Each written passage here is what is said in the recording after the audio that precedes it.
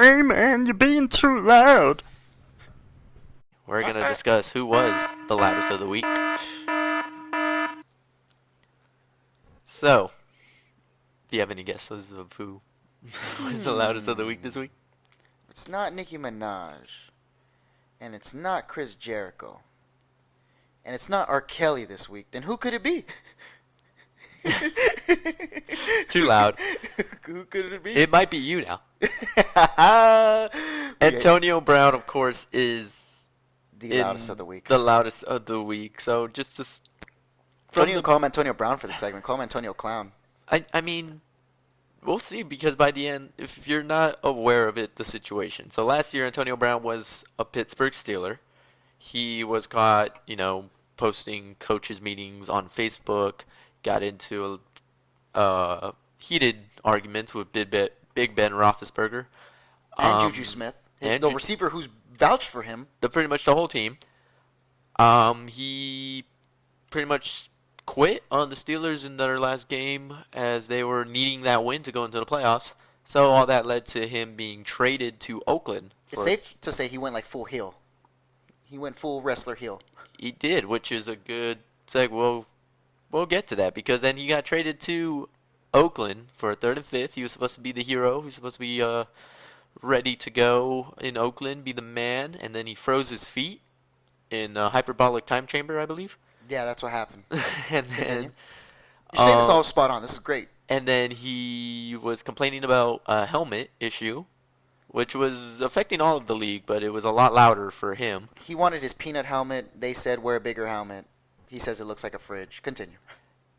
Then, after all that, he got into another heated altercation with his general manager, Mike Mayock, in which he was mad for being fined for missing practices. He just didn't show up to work, and they fined him. Yeah, he was surprised that they fined him for not going to work. And then in response, he punted a ball in front of the GM and said, "Fine me for that," which he was. 213,000 after that, actually. He reportedly called Mike Mayock a cracker, and then apologized, but then was scheduled to play Monday night against the Broncos, but then was released by the Raiders because they just gave up on him, and now he is a New England Patriot. So going back to your heel bad guy wrestler, so it's pretty much AB was Hulk Hogan in the WWE with the Steelers, but then started messing around, ruined it for Bret Hart, who is Juju, the next big guy. He left, went to WCW as the good guy, new Hulk Hogan, but then he became an even more bad guy and joined the NWO, which is the Patriots. It's crazy to me because you think at this point something must be wrong with this guy's head. It's not even like funny anymore. It's like, is there something actually wrong with the man? Because I was like, he lashed out on Juju, and that tripped me out because in the game where Antonio Brown got lit up, it was against the Bengals last year. Vontaze Burfict lit up, aka hit Antonio Brown helmet to helmet over the middle, kind of putting Antonio Brown in kind of like a concussed state. Well, I put him in a concussed state, but his arms were up. It looked all bad. And then Juju literally helped him out and then cracked Vontaze Burfict the next play, like to say, like, "Oh, I got you, Antonio Brown. Like, I did this for you because you got messed up. I got your back." And then he turned his back on him. And then I understand turning your back on Big Ben and Mike Tomlin because they were kind of talking shit. But Juju, like, I don't understand, man. It's almost as if he just wants everyone to hate him. Like and I don't even think it's him anymore. And maybe it might not be the concussion issues in the CTE, because he's gotten smacked over the middle a couple times actually, with his helmet hits. But I think it's too loud to say it's CTE. I think that's a little too far, based off what we've seen on like Hard Knocks and what he posts on it. Oh, we also forgot about the video he posted of John Gruden's a phone call he had with John Gruden. Yeah. That he made into a Nike ad. In black and white too. In black and white. He's just gone full NWO. So before they even suspended him, he put up a video, like, because they said we're gonna suspend you, and then he apologized, and they said, okay, your apology accepted. Then the next like couple of hours later, he puts a video up of a private conversation with John Gruden, in the form of a Nike ad, and then he pretty much puts, like, he tells the Raiders, like, release me. And then But so here's a theory going out because one of the theories is CTE. I think that's a little bit too far, definitely too loud. the CTE, okay. Like that's something that people should take seriously if people are showing signs. I I like the theory that Pat McCaffrey posted that pretty much went to practice, saw Derek Carr, and was like, "That's not Big Ben. You can't throw, and if he can't throw, and I have a bad year, then I'm gonna look like Amari Cooper, and people are gonna be like, oh, it's my fault that the Raiders suck." And that's even more hate that he's getting in the media. So he tried to find every way to get his release. Finally did, and now he's on a team with a quarterback that can throw it to him. You think he With was Tom Brady. willing to drop 30 million guaranteed though? That's what he said. Like he's But like, he can if make- you have guaranteed money, that's where I'm at. And he was gonna make 30 million guaranteed in the Raiders, like 30 million guaranteed. Like on the what'd you say on the Patriots? He only had a 9 million compared to 30 million. That's not shit.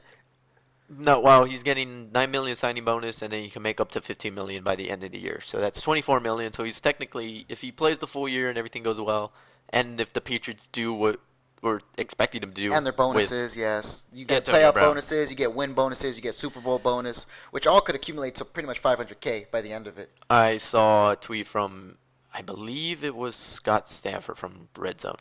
He told, there's a movie with Richard Pryor where he gets $30 million and is told, if you're able to blow through this in like a couple days, you'll get $300 million. But you can't tell anybody why you're blowing through this 30 mil. So like, and that's AB. Like AB was like, you know what? I just gotta blow through this real quick, and then I'll get my return. Because if he goes to the Patriots and Tom Brady throws 50 touchdowns like he did with Randy Moss, he's gonna get an even. People are gonna be like, well, now we want him because they scored 50 touchdowns with him.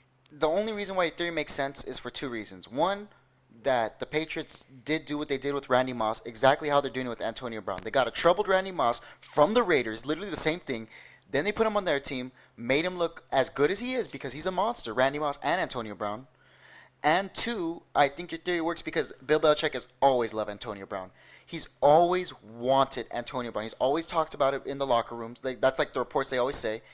And this is like his guy.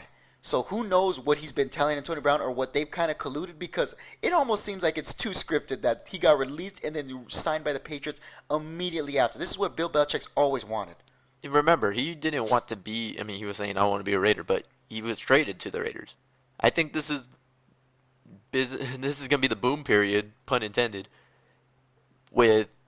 especially with the new CBA being discussed and everything, possible lockout next year.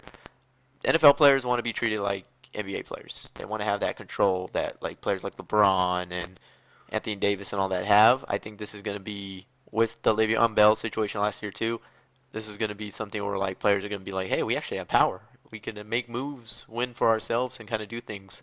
Players got to understand, though, there's 53 of them on a goddamn roster. In an NBA roster, there's 12 or like 11.